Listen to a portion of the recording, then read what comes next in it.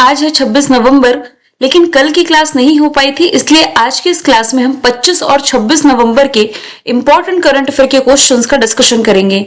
इसके पहले previous class में हमने देखा था कि रिसेंटली दुबई एरो शो में फाइटर जेट तेजस ये क्रैश हुआ और पायलट की डेथ हुई। मिस यूनिवर्स 2025 का खिताब जीता है फातिमा बोस फर्नांडिस ने। रिसेंटली पड़ोसी देश बांग्लादेश में 5.7 तीव्रता का भूकंप आया, जिसके झटके भारत में भी महसूस किए गए। International tennis hall of fame class of 2026 के लिए चुना गया है रोजर फेडरर को। 26वीं महिला ग्रैंड मास्टर जो बनी है रिसेंटली सरयू वेलपुला बनी है। और संदीप प्रधान ये recently security and exchange board of India की पूर्णकालिक सदस्य नियुक्ति किए गए हैं। हाल ही में जो यूएई है ये दुनिया का तीसरा सबसे बड़ा मानवीय दानदाता देश बना है। और आईआईटी दिल्ली में अभी हाल ही में भारतीय डाक ने जेनजेड थीम आधारित पहला पोस्ट ऑफिस ओपन किया है। महिला ब्लाइंड T20 वर्ल्ड कप का खिताब जीता है भारत ने। और कोलंबो सुरक्षा कॉन्क्लेव का जो राष्ट्रीय सुरक्षा सलाहकारों की 7वीं बैठक थी, इसकी मेजबानी भारत ने की। तो सभी क्वेश्चंस हमने देख रखे हैं प्रीवियस क्लास में। और आप लोगों ने जिन्होंने भी 249 का ये क्रैश कोर्स लिया है, लास्ट 3 से 4 दिनों से क्लास नहीं हो पाई थी, और ये क्लास आज से वापस से शुरू कर दी जाएगी, आज या कल में। और हर दिन लगभग 1 महीने के करंट अफेयर हम 2 दिनों में कवर करने की कोशिश करेंगे। क्रैश कोर्स है, मतलब ये दिसंबर खत्म होते तक आपका कवर हो जाएगा। इसके बाद फिर टॉपिक वाइज करंट अफेयर यहां से हम शुरुआत करेंगे। चलिए शुरू करते हैं। आज का हमारा पहला सवाल, महिलाओं के विरुद्ध हिंसा उन्मूलन का अंतरराष्ट्रीय दिवस ये मनाया कब जाता है? तो रिसेंटली 25 नवंबर को ये दिन सेलिब्रेट किया गया है। ऑप्शन नंबर ए इसका राइट आंसर हो जाएगा। इस बार की थीम रही है सभी महिलाओं और लड़कियों के खिलाफ डिजिटल हिंसा को खत्म करने के लिए एकजुट हों, यानी कि unite to end digital violence against all women and girls. जो यूनाइटेड नेशंस है इसने वर्ष 2000 में 25 नवंबर को महिलाओं के विरुद्ध हिंसा उन्मूलन का अंतरराष्ट्रीय दिवस घोषित किया था। अब नवंबर खत्म होने में है, तो ऐसे में जो इंपॉर्टेंट डेज हमने पढ़े हैं, 1 नवंबर है वर्ल्ड वीगन डे, 5 नवंबर वर्ल्ड सुनामी अवेयरनेस डे, और इसी दिन गुरु नानक देव जी की 556वीं जयंती मनाई गई। नेशनल कैंसर अवेयरनेस डे है 7 नवंबर। विश्व शांति विकास के लिए विश्व विज्ञान दिवस है 10 नवंबर।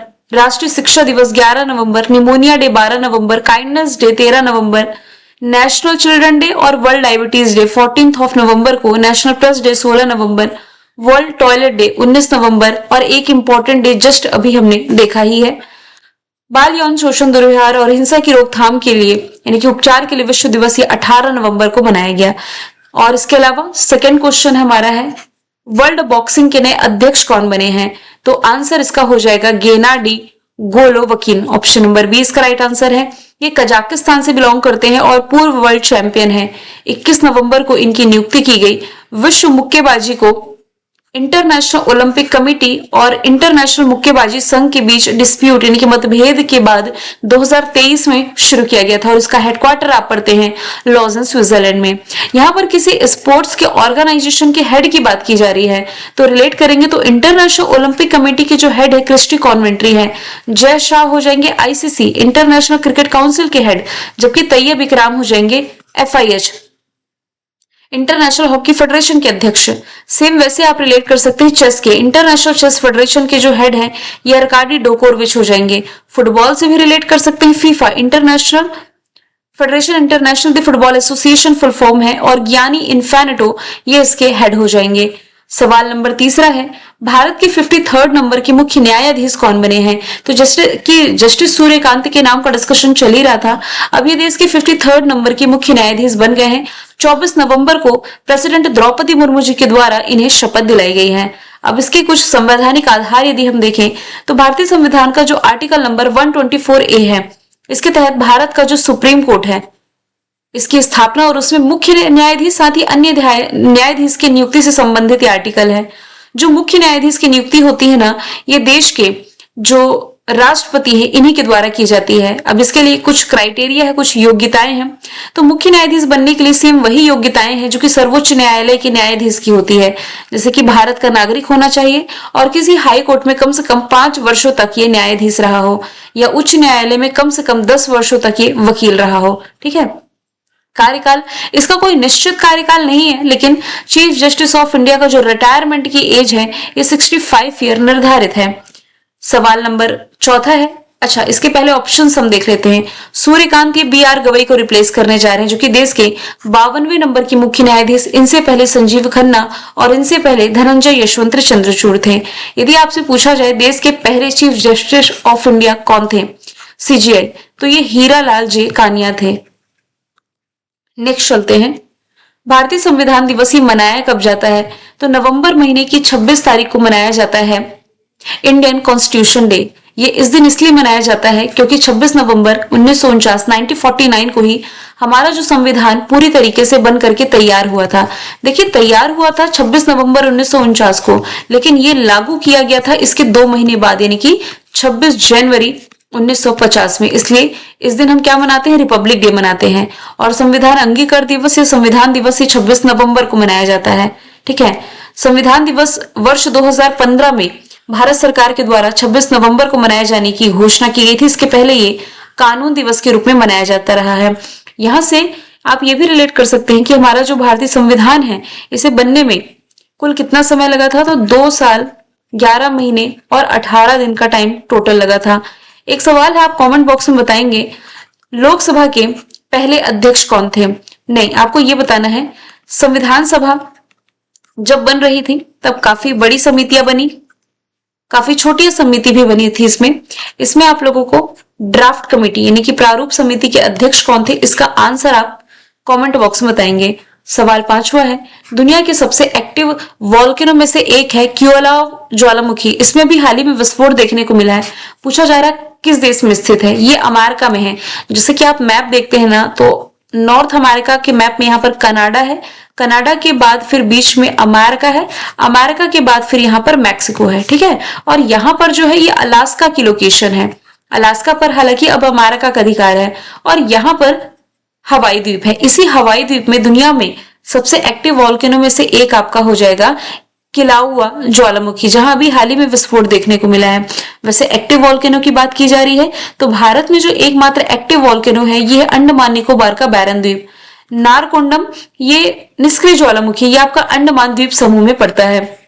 फिर एक और वॉल्केनो का ही सवाल है कि किस देश में स्थित हेली गुब्बे ज्वालामुखी ये 12,000 साल के बाद फटा है, जिसकी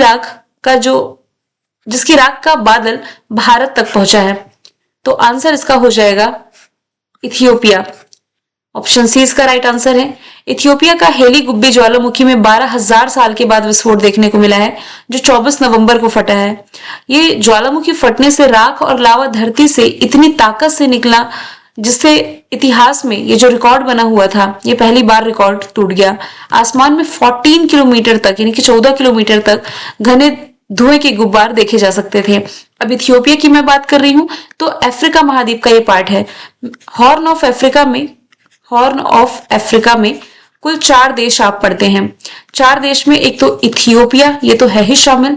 इसके बाद इरिट्रिया ऊपर में आप देख पा रहे हैं, तो सोमालिया के समुद्री लुटेरे आपने पढ़े होंगे। और एक कंट्री इसमें जिबूती आप रिलेट कर सकते हैं। लोकेशन है कहां पर, इरिट्रिया, जिबूती। यहां पर आपका इथियोपिया एरिया वाइज देख पा रहे हैं बड़ा है, और फिर सोमालिया हॉर्न ऑफ अफ्रीका का पार्ट है। तो ये एक लैंडलॉक कंट्री है, समुद्री सीमा नहीं लग रही किसी से, जैसे कि आप देख पा रहे हैं। इसकी राजधानी अदिस अबाबा, करेंसी इथियोपियन बिर, प्रेसिडेंट टाई अत्सके सेलासी है, प्रधानमंत्री अभी अहमद अली हो जाएंगे। पड़ोसी देश में यदि आप देखें तो जिबूती, इरिट्रिया, सोमालिया ये तो मैंने बता ही दिया। इसके अलावा केन्या, साउथ सुडान और सुडान भी आप रिलेट कर सकते हैं। ये वही इथियोपिया है जो कोप 32 होस्ट करने जा रहा है। कब, 2027 में, क्योंकि अभी क्या चल रहा है, कोप 30 ये ब्राजील के बेलम में आयोजित किया गया। फिर इसके बाद होगा कोप 31 तुर्की होस्ट करेगा, और इसके बाद होगा कोप 32। यही कोप 32 है जो ये इथियोपिया होस्ट करने जा रहा है। सवाल नंबर 7वां है, G20 समिट, इसका ये 20वां एडिशन था 2025 का। ये किस देश में और उसके किस शहर में आयोजित किया गया, जिसमें कि भारत की तरफ से प्रधानमंत्री नरेंद्र मोदी शामिल हुए। तो इसका आयोजन साउथ अफ्रीका के जोहान्सबर्ग में किया गया था। 22 से 23 नवंबर तक आयोजन किया गया, और ये अफ्रीका महाद्वीप में आयोजित पहला G20 समिट था, आपको ये याद रखना है। तो इसके लिए जो वेन्यू रहा है ये साउथ अफ्रीका का जोहान्सबर्ग रहा, और डेट यदि पूछी जाए तो 22 से 23 नवंबर आयोजित की गई। होस्ट कंट्री साउथ अफ्रीका ही है, मतलब इसे अध्यक्षता लास्ट ईयर ही मिल गई थी। 1 दिसंबर 2024 से नवंबर 2025 तक ये इसका अध्यक्ष है। ये ग्लोबल साउथ की लगातार चौथी अध्यक्षता थी। इंडोनेशिया ने इसकी मेजबानी 2022 में की। इंपॉर्टेंट ये है कि भारत इसे होस्ट कर चुका है 2 साल पहले 2023 में। ब्राजील ने लास्ट ईयर होस्ट किया और अफ्रीका महाद्वीप में आयोजित ये पहला G20 समिट है, इसलिए ये इंपॉर्टेंट है। याद रखें, जो भारत ने होस्ट किया था ना 2023 में, इसकी थीम रही है एक पृथ्वी, एक परिवार और एक भविष्य, वसुधैव कुटुंबकम की तर्ज पर यह आधारित थी। 2024 में ब्राजील रियो डी जेनेरो ने होस्ट किया, अभी साउथ अफ्रीका होस्ट कर रहा है। अब जो होगा नेक्स्ट ईयर ये अमेरिका होस्ट करने जा रहा है। G20 इसे आप ग्रुप ऑफ 20 भी कह सकते हैं। ये वित्तीय संकट को देखते हुए 1999 में इसका गठन किया गया था। इसका पर्पस है मध्यम आय वाले देशों को शामिल करके वैश्विक वित्तीय स्थिरता को सुरक्षित करना। यहां से यदि आप अदर ऑप्शन की बात करें तो भारत जो है ये इंटरनेशनल सोलर अलायंस की 8वीं बैठक की मेजबानी करने जा रहा है। अभी हाल ही में जो ब्राजील का बेलम शहर है, यहाँ COP 30 की शुरुआत की गई और 6वें नंबर का जो बिम्स्टेक समिट था थाईलैंड के बैंकॉक में आयोजित किया गया था। सवाल नंबर 8वां है, इसके पहले कुछ इवेंट्स एंड समिट देख लेते हैं हम इंटरनेशनली। SCO समिट इस साल चाइना ने होस्ट करी। 28वीं यूनिवर्सल पोस्टल कांग्रेस UAE ने। G20 summit next year America host करेगा। बिम्स्टेक बंदरगाह सम्मेलन विशाखापट्टनम आंध्र प्रदेश में। G7 Canada, COP 30 Brazil, BIMSTEC Thailand, BRICS Brazil, World Economic Forum की 55वीं बैठक दावोस स्विट्जरलैंड में, सागर माथा संवाद काठमांडू नेपाल में, रायसीना डायलॉग दिल्ली में, 8वां हिंद महासागर सम्मेलन मस्कट ओमान में, विज्ञान शिखर सम्मेलन अमेरिका न्यूयॉर्क में और विश्व हरित अर्थव्यवस्था शिखर सम्मेलन ये दुबई होस्ट करने जा रहा है। सवाल नंबर 8वां है, ओमान ने ओमान सेट नामक अपना पहला सैटेलाइट निम्नलिखित में से किसकी मदद से लॉन्च किया? तो ओमान ने रिसेंटली लॉन्च किया है एयरबस की हेल्प से। इसका ये पहला सैटेलाइट है, इसलिए ये इंपॉर्टेंट बन जाता है और ये लॉन्च करने के लिए इसने एयरबस डिफेंस एंड स्पेस की मदद ली है। इस प्रोजेक्ट के तहत एयरबस ने ओमान के लिए उपग्रह का डिजाइन किया, निर्माण किया और लॉन्चिंग करने की भी रिस्पॉन्सिबिलिटी अपने हाथ ली। टेक्नोलॉजी की यदि बात की जाए तो ओमान सेट 1 एयरबस की वन सेट टेक्नोलॉजी पर आधारित है, जिसे कक्षा में यानी कि ऑर्बिट में रहते हुए भी जरूरत के अनुसार फिर से कॉन्फ़िगर किया जा सकता है। यहां से यदि मैं बात करूं ब्लू ऑरिजन की, तो ये अमेरिका की प्राइवेट स्पेस कंपनी है। इसी का एक मिशन था न्यू शेफर्ड 25। इसी मिशन के तहत भारत के जो गोपी चंद थोटाकुरा ये अंतरिक्ष की यात्रा पर गए हुए थे और बतौर टूरिस्ट अंतरिक्ष की यात्रा पर जाने वाले ये पहले भारतीय बने थे। दिंगतारा ये भारत की प्राइवेट स्पेस कंपनी का नाम है, जबकि भारत की जो नेशनल स्पेस कंपनी है ये है ISRO, Indian space research organisation, जो कि भारत के पहले मानव युक्त मिशन गगनयान पर वर्क कर रही है, जो कि 2027 में लॉन्च होने जा रहा है। सवाल 9वां है, किस राज्य में संगाई फेस्टिवल मनाया गया? संगाई फेस्टिवल बेसिकली ये मणिपुर में मनाया जाने वाला फेस्टिवल है। इसकी शुरुआत 21 नवंबर से हो चुकी है और ये 30 नवंबर तक होगा। इसका नाम राज्य का जो पशु है, राज्य के पशु संगाई के नाम पर किया गया है। संगाई नामक दुर्लभ भूरे सींग वाला हिरण है, इसी के नाम पर यह फेस्टिवल है और ये फेस्टिवल मनाए जाने का पर्पस है मणिपुर की समृद्ध सांस्कृतिक विरासत और स्वदेशी परंपराओं को प्रदर्शित करना। कुछ इंपॉर्टेंट फेस्टिवल्स पर हम नजर डालें तो निकोल चकोबा फेस्टिवल ये भी मणिपुर में मनाया गया। कचई लेमन फेस्टिवल ये भी मणिपुर में। Cheiraoba festival, Sirohi lily festival, ये सभी फेस्टिवल आपके मणिपुर के हैं। खुबानी ब्लॉसम लद्दाख का है, चेरी ब्लॉसम मेघालय का है, हेरत जम्मू कश्मीर का, खजुराहो मध्य प्रदेश का, ओणम केरला का है, पोंगल तमिलनाडु का, छठ पर्व और सोनपुर मेला बिहार का है, बीकानेर ऊंट महोत्सव राजस्थान का, बतकुम्मा फेस्टिवल तेलंगाना का, फूलों का त्योहार बतकुम्मा फेस्टिवल को ही कहा जाता है, हरेली छेरछेरा छत्तीसगढ़ का है, नागा मिर्च फेस्टिवल नागालैंड का है, सरुल फेस्टिवल झारखंड का, समक्का सरक्का तेलंगाना का, गीता महोत्सव हरियाणा का, योसांग फेस्टिवल मणिपुर का, बोनालू फेस्टिवल तेलंगाना का, मुंडेरा डांस फेस्टिवल गुजरात का, पुष्कर मेला और जैसलमेर डेजर्ट फेस्टिवल राजस्थान का, हेमिस फेस्टिवल लद्दाख का, परशुराम कुंड मेला अरुणाचल प्रदेश का, बतकुम्मा फेस्टिवल हो जाएगा तेलंगाना का। सवाल नंबर 10वां है, किस देश ने अगले साल से 16 वर्ष से कम उम्र के जो यूजर्स हैं इन्हें सोशल मीडिया पर बैन लगाने की घोषणा करी है? तो ये देश हो जाएगा एशियाई कंट्री मलेशिया। ऑप्शन डी इसका राइट आंसर है और ये नेक्स्ट ईयर 2026 से लागू होने जा रहा है। इससे पहले यदि आपको याद होगा तो ऑस्ट्रेलिया भी ऐसा कदम उठा चुका है और इंडोनेशिया भी ऐसा प्लान कर रहा है। मलेशिया की कैपिटल हो जाएगी कुआलालंपुर, करेंसी मलेशियाई रिंगित, प्राइम मिनिस्टर अब अनवर इब्राहिम है। यहाँ कुआलालंपुर में मई के महीने में 46 नंबर का आसियान समिट हुआ था। भारत मलेशिया के बीच हरिमोह शक्ति अभ्यास और हिंदुस्तान एरोनॉटिक्स लिमिटेड ने मलेशिया में अपना ऑफिस ओपन किया। देश का पहला एआई बैंक राइट नाम से एआई बैंक जो है ये मलेशिया में ही ओपन किया गया था। सवाल 11वां है, स्पोर्ट्स का सवाल है। 113वें नंबर का डेविस कप खिताब ये स्पेन को हरा करके किसने जीता है? रिसेंटली ये जीत लिया इटली ने। 113वां इसका एडिशन है। इटली का ये लगातार तीसरा और कुल मिलाकर के चौथा डेविस खिताब है और इटली ने फाइनल में स्पेन को 2-0 से हराया है। आप ये याद रखें, एक तो होता है डेविस कप, एक होता है बिली जीन किंग कप। देखिए जो डेविस कप है ना ये पुरुषों के टेनिस से रिलेटेड है। हालांकि ये दोनों ही टूर्नामेंट आपके टेनिस से है, लेकिन मेल फीमेल वाला आपको याद रखना है।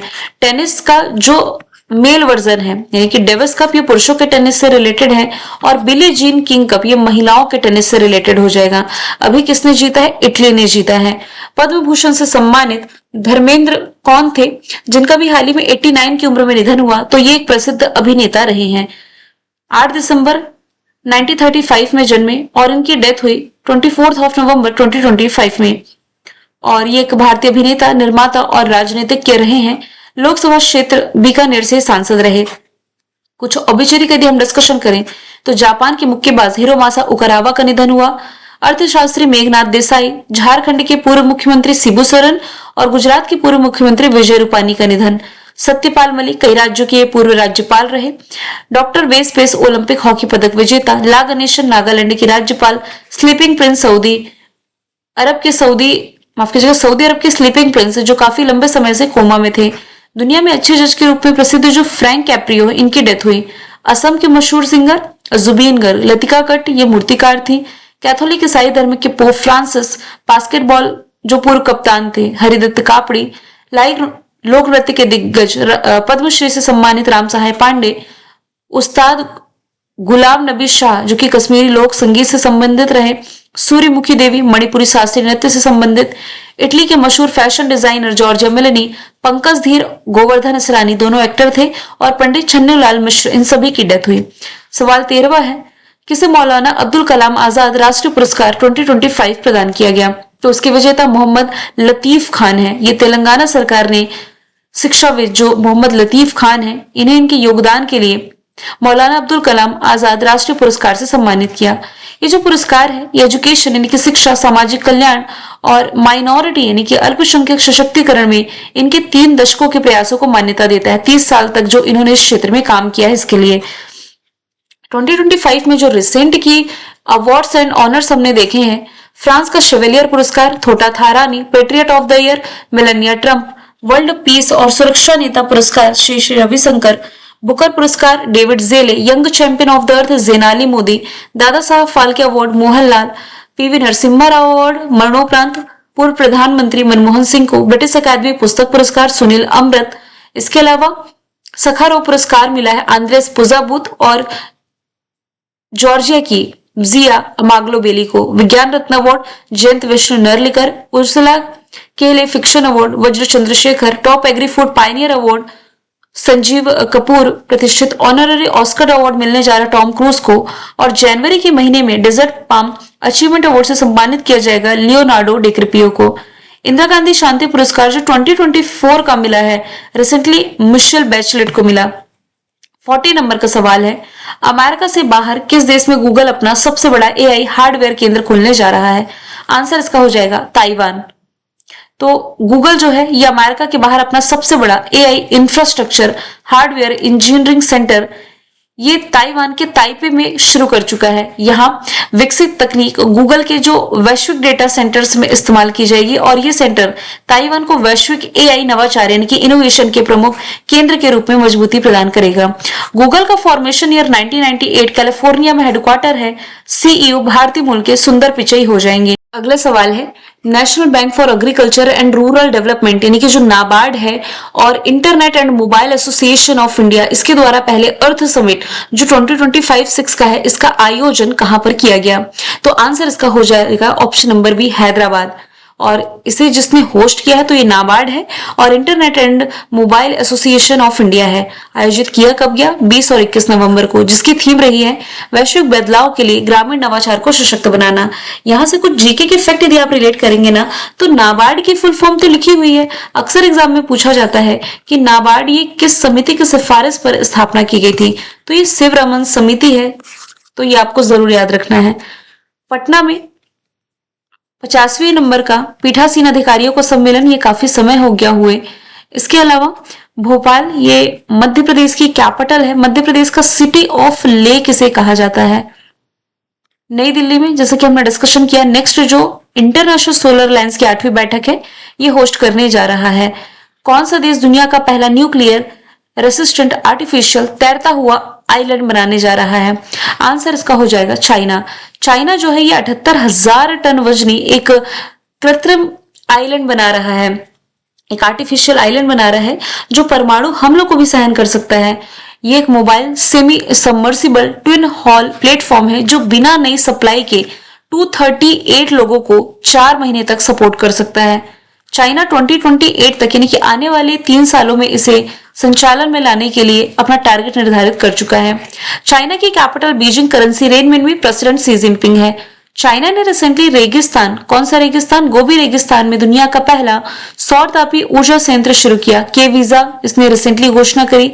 इस साल का एससीओ समिट इसने होस्ट किया है और 5 साल तक मतलब कि बैन झेलने के बाद यहाँ का एक मशहूर फैशन ब्रांड है शीन, इसने भारतीय बाजार में वापसी करी है, यहाँ पर मैंने मेंशन किया है। और 5 साल के अंतराल के बाद चीनी नागरिकों को टूरिस्ट वीजा ये भारत फिर से देने जा रहा है। प्राकृतिक आपदाओं की निगरानी रखने के लिए इसने जांगिंग 102 सैटेलाइट लॉन्च किया। चाइना ने नए स्टील्थ फाइटर जेट J-36 का भी अनावरण किया है। तिब्बत में ब्रह्मपुत्र नदी पर इसने दुनिया का सबसे बड़ा बांध बनाया और दुनिया का सबसे तेज रोबोट भी इसने लॉन्च किया है, स्टार 1 इसका नाम है। दुनिया की पहली carbon fibre high speed train का अनावरण भी इसने किया। लास्ट का सवाल है किस राज्य के दाव ब्लेड को रिसेंटली जीआई टैग मिला है? तो ये प्रोडक्ट आपका रिलेटेड है अरुणाचल प्रदेश से, जो कि भारत का सबसे पूर्वी राज्य है।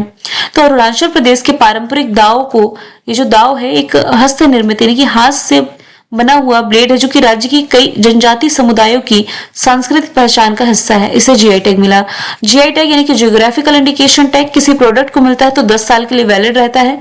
सबसे पहली बार मिला था दार्जिलिंग की चाय को, और कब मिला था? 2004 में।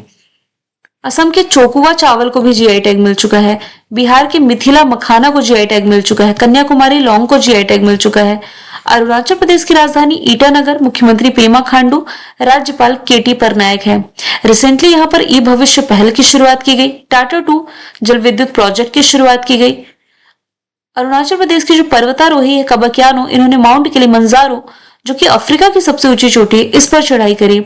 अरुणाचल प्रदेश गवर्नमेंट ने 2025 से 2035 का जो ईयर है इसे जल विद्युत का डिकेड यानी कि दशक घोषित किया।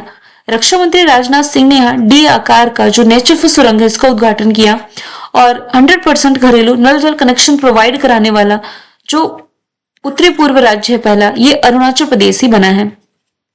मैंने कल आपसे पूछा था एशिया का सबसे हैप्पीएस्ट सिटी कौन बना, जिसका आंसर था मुंबई। आज का सवाल है किसे 130वें संविधान संशोधन विधेयक 2025 की जांच के लिए संसद की संयुक्त समिति का अध्यक्ष नियुक्त किया गया? तो आंसर इसका जो भी आप कमेंट बॉक्स में बताएं। मिलेंगे नेक्स्ट वीडियो में। Thank you so much.